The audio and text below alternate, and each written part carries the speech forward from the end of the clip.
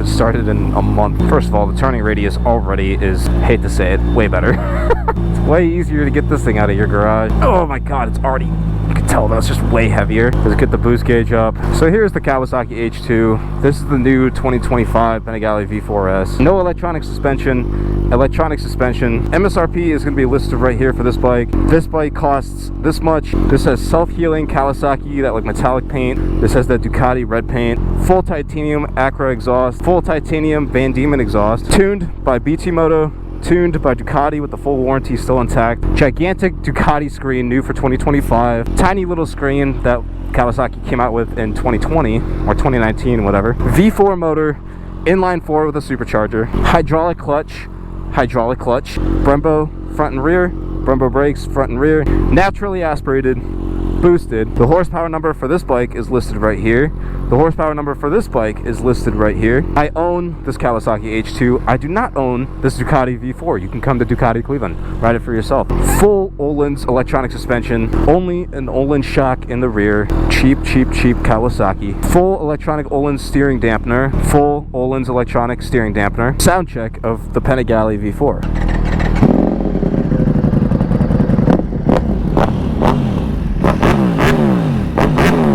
This thing's so freaking sweet.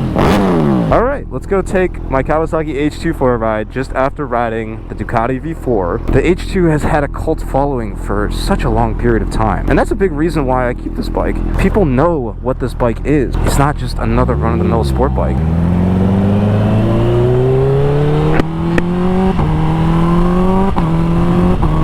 So the Ducati Panigale came out with new brakes for 2025. They're like the Brembo high pure calipers. I gotta be honest, they feel the exact same as the old generation. There's no major difference. The seating position, and this is a comfortable 1000cc bike. Riding this back to back with my S1000 or my old Panigale V4, I remember this being like, ooh, this is my comfortable 1000. I think after riding the new Panigale, this is not as comfortable as I remember it being, dude. I'm gonna be honest with you, straight up. Oh, this thing's raw though. So yeah, definitely not as smooth as the, this is not anywhere nearly as smooth as the Panigale was. The Panigale has a full electronic throttle. This still has a cable that runs to an electronic sensor, which is the worst throttle setup of all time. And again, I have to say all this stuff. I'm not trying to hate on the H2. The H2 is riding this back to back with a brand new bike that just came out for 2025. It's showing its age. I'm probably gonna shut the hell up as soon as I start getting on the throttle though. That's the thing. People say I hate on this bike a lot, but it's because this bike has so much culture behind it. People dream about this bike all the time, and I just try to suppress a little bit of people's ideas about this bike. I was one of those people. I thought the H2 was one of the greatest bikes of all time. Like, oh, there's nothing better. And it's kind of like a meet your hero situations. Like, this is an imperfect motorcycle. It's impossible. I mean, you can't expect anything to be perfect, bro. That's not what I'm trying to say. But the truth of the matter is people idealize this bike, and it happens to be slightly imperfect. Not a knock on the bike whatsoever. It's still a phenomenal bike, but again, that back-to-back comparison with the Panigale V4 after riding the Panigale, oh, that dude's looking right at my bike. That dude's like, damn, that thing's sick. See, and that's the cool thing about this bike, bro. It's so special. It has that really cool metallic paint that just like shines in the sun. Yep, and see, this is the part where I shut my mouth and realize that this is why I own this bike. Yeah, it's coming back to me now. I'm sorry I doubted you, dude. You're a good bike. I kinda understand it. As soon as you go full throttle on this, then it makes sense. It suddenly comes back to you and you're like, oh, that's why I bought this. That's why I continue to own it. We try to sneak on our way to the front here. I don't care. These people are slow. Technically not legal in Ohio, but sue me. I mean, lane splitting is safer statistically for motorcycles. I'm gonna do it. People are gonna get mad about it, and you know, it is what it is, but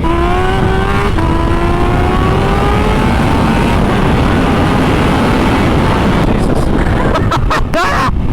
Fuck, dude, I can't. That was not full throttle. I didn't touch full throttle a single time. Yep, I'm keeping the H2, that's for sure. I'm not selling this thing. Never in a million years. Hey, Matthew, Jake, whatever, you're watching this video back because you're missing riding and it's the middle of winter and you can't do it. This is probably like, I'm guessing you're watching this in February, right? Don't sell the H2, stupid! God, quit thinking that. Oh my God. Every freaking day I'm like, oh, should I sell the H2? It's so much money. And you're not a real cop, dude. Come on, don't be a nerd. Every day, dude, it crosses my mind, like in the shower or something. I'm like, oh, the H2 is so much money. I could get such a more usable bike. Yeah, the H2 is not a usable bike, dude. I get it. It's a horrible, gigantic mess of power and heat and just unusableness. You're not riding this to grandma's guitar lesson, okay? Oh god, dude. This bike requires a lot of thought and consciousness to ride. You can't just hop on it like you can with the new Panigale, and that's the differentiating factor. That's the factor here. If you need a summary of the differences between these two bikes, the new Panigale V4, it's not like the old Panigale V4. It can be reasonable now. It's a 1100cc V4 that can be ridden like a 600. This bike is not capable of that. This is not a reasonable bike. It requires so much thought to ride it on the street in a reasonable manner, and it's, for the most part, not possible if you're normal like me. Or not normal, I should say. If you are a motorcycle enthusiast, you're not gonna ride this bike normal, and that's the problem. It's gonna kill you. You're gonna die on this thing. And that's what makes it special, and that's why I can't sell it. There's just no way. There's no way. This thing is so special to me, and I love it. People get so confused thinking I hate this bike, and I don't. I really don't. For the moment, you guys probably clicked on this video. Sound check on a Kawasaki Ninja H2 2024. Let's go.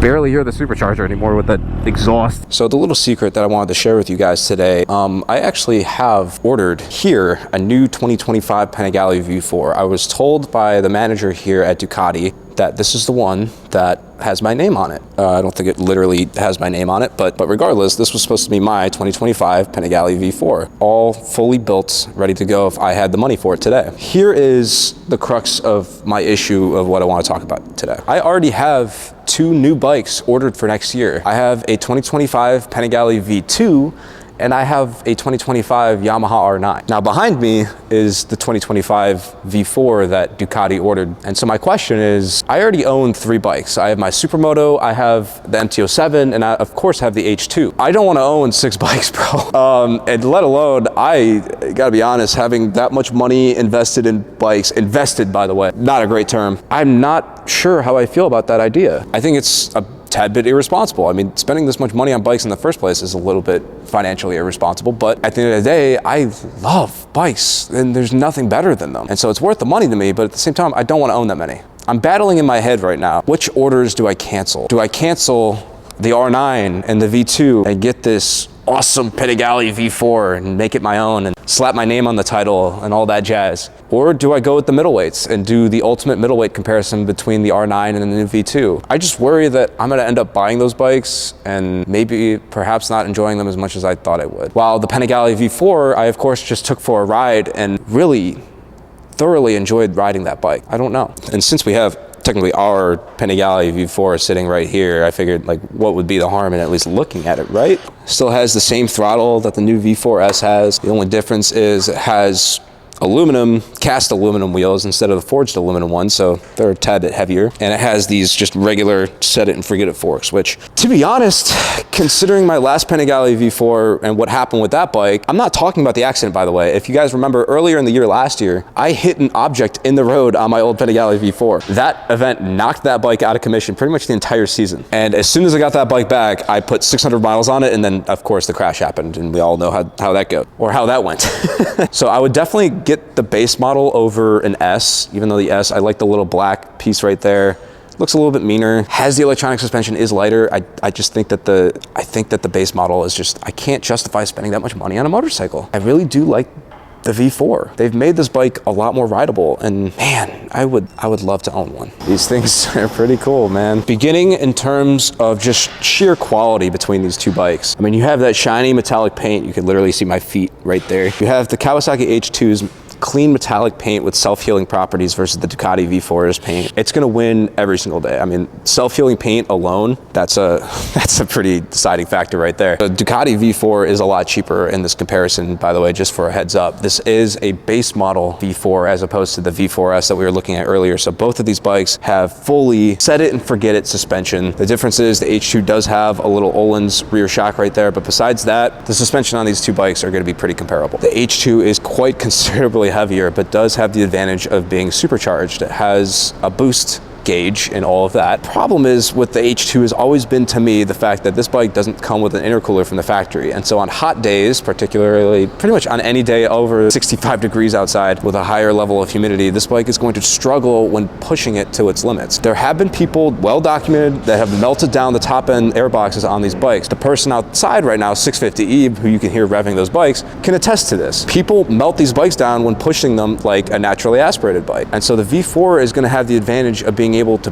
push its limits straight out of the box. As soon as you finish braking, you can go wail on this bike on the interstate, go 200 miles an hour, do whatever you want. You have that freedom. If you try doing that on this bike, you could do it for a little bit, but eventually you're gonna melt something down or blow something up. Again, well documented stuff. This is not up to debate. It's literally physics. There's been many cases that this has happened with people who have owned H2s. If you don't take my word for it, okay.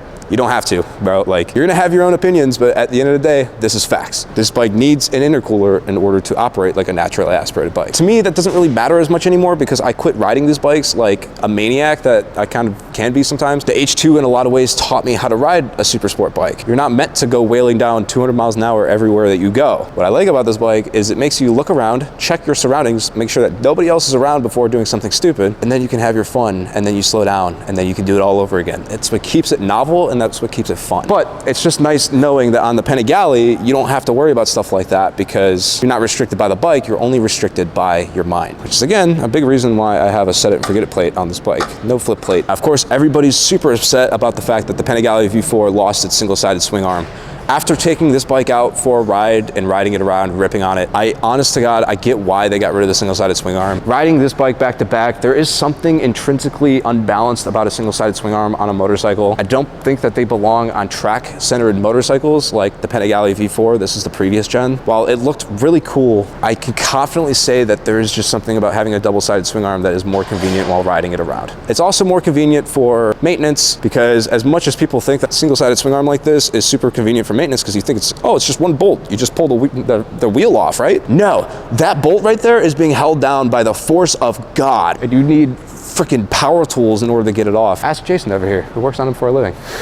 They can't, well, yes, they can't, there are cases where they can be more convenient, like the H2 uses lug nuts instead of that one giant bolt. I think in the case of the V4, I think it is more convenient to have a double-sided swing arm. It is just a regular sized nut to remove this rear wheel. Thank you, Ducati, for not making that a proprietary tool that they have in the past on their double-sided swing arms. That is an excellent choice that they have made. The V4, new for 2025, has these high pure calipers, these Brembos. I didn't really notice any difference between the Brembos on the H2 and the V4. They both felt like some of the most amazing brakes I've ever felt on a motorcycle, which is good. I mean, that you would hope that to have that on a super sport motorcycle, but I think the marketing behind the high pures, I think they're just a little bit lighter than the Brembos on these. So don't expect any more braking performance on a Panigale V4 compared to like the previous generation or anything like that. They're just lighter and they look a little bit different. So there you go. That's all you're really paying for there. Of course, the Ducati comes with an aluminum frame as opposed to a steel trellis frame that the Kawasaki has. I assume Kawasaki went with the steel trellis frame mainly because it was cheaper to design, and also the fact that steel frames tend to age a little bit better than aluminum frames, and I assume that since Kawasaki made this bike as like it's like their halo bike, it's like the bike that is supposed to define their brand, I assume that they just wanted this bike to age really well. I don't know, I can't really explain why they decided to go with the steel frame. The aluminum frames are much lighter, they are more expensive to design, but Ducati being Ducati, they have the money to back it up, and so that's why they put an aluminum frame on their bikes. This bike is a V4 motor, meaning 2 cylinders are right over here, 2 cylinders are right over here. H2 is of course an inline 4, meaning all 4 cylinders are pointing the exact same way. This bike is just special because it has that little supercharger right there on top of the motor. Again, a lot of this stuff motorcycle enthusiasts know, but this is just stuff we have to cover between these comparisons. Both bikes have full LED lighting. It's what you get what you pay for here. This bike is a little bit cheaper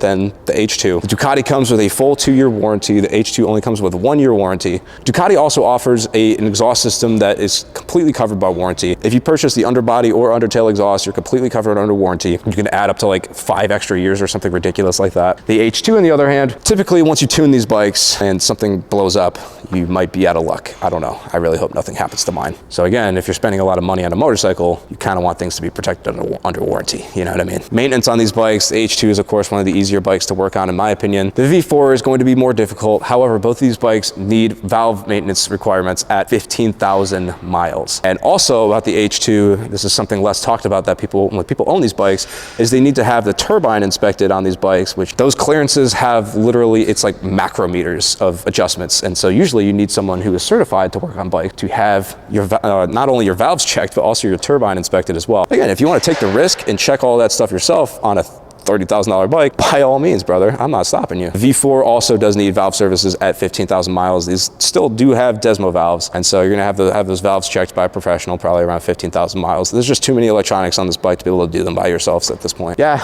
probably possible, but you're also taking the risk of completely messing up a $27,000 vehicle. So in my opinion, it's also not a bike that you're probably gonna be putting 15, 30,000 miles on that often, so I would just probably take that into the dealer. Again, you can feel free to disagree with me. And if someone posts a hate comment saying that I'm a pansy for not doing my own Desmo valve services, please post a video of you doing your own Desmo valves and then at me, and then feel free to hate comment as much as you want, because God, you deserve it after all that suffering, please. In terms of reliability, both these bikes have been proven to be pretty reliable. The old V4s, at least is what I'm talking about. Obviously the new V4s have a lot of electronics. They've changed the engine around a little bit. So perhaps, I mean, time will tell to see how reliable these bikes really are, but my theory is they're probably gonna be just as reliable. H2s tend to be reliable so long as people put intercoolers on them or don't ride them super hard, considering that they don't have an intercooler. When it comes down to screens, again, we've talked about this before, but Kawasaki has a tiny little crappy screen. This screen is super slow, super laggy, and just doesn't have a lot of customization.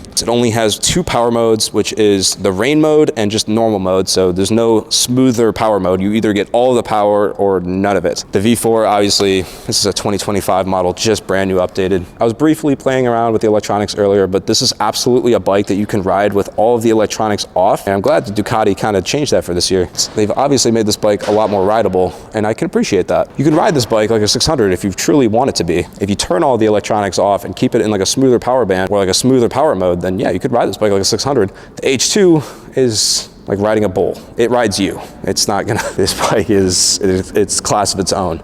And that's really the theme of this entire comparison, is there is no comparison. This comparison is really stupid and dumb. The H2 does not belong in the same class as the V4. Yes, they're both 1000cc bikes, but that doesn't matter. They ride entirely differently and they serve entirely different purposes. I don't think anybody who's interested in buying a Panigale V4 or a Kawasaki H2 should be cross-shopping these bikes. And such is the crux of this incredibly stupid and dumb argument. These are not competitors. The V4 can be ridden like a middleweight. It can be ridden smoother if you want it to be. And so this bike should be cross-shopped with an S1000 or an RS V4 or an R1, any of those types of bikes. Bikes that can be ridden like a normal bike. This can't. And that's why I wish people would understand. Be ridden normal, I mean like can be. It just requires a much higher elevated level of consciousness in order to ride. Like you have to realize the speed that you're doing. You have to constantly be looking down at the tachometer and be aware of what your throttle is doing. While the V4, you can ride much more calm. You can ride while thinking about other things in your life, which is, to me, what riding should all be about. This is a bike that if you want to go for a ride, you're going for a ride, and the bike is going to be taking you for a ride. The V4, you can enjoy it by yourself a little bit better. I think that the V4 is a much better motorcycle. Crazy, I know, but that doesn't, I'm not trying to take away from the H2 at all. The H2 definitely deserves its cult following for a reason. This bike is a class of its own, and I'm gonna continue to say that until whatever happens. But in summary, H2 cool, but V4 better. Buy V4 before H2, but H2 also good. Is that good? He's smiling. Okay, we're good. I think we're done here.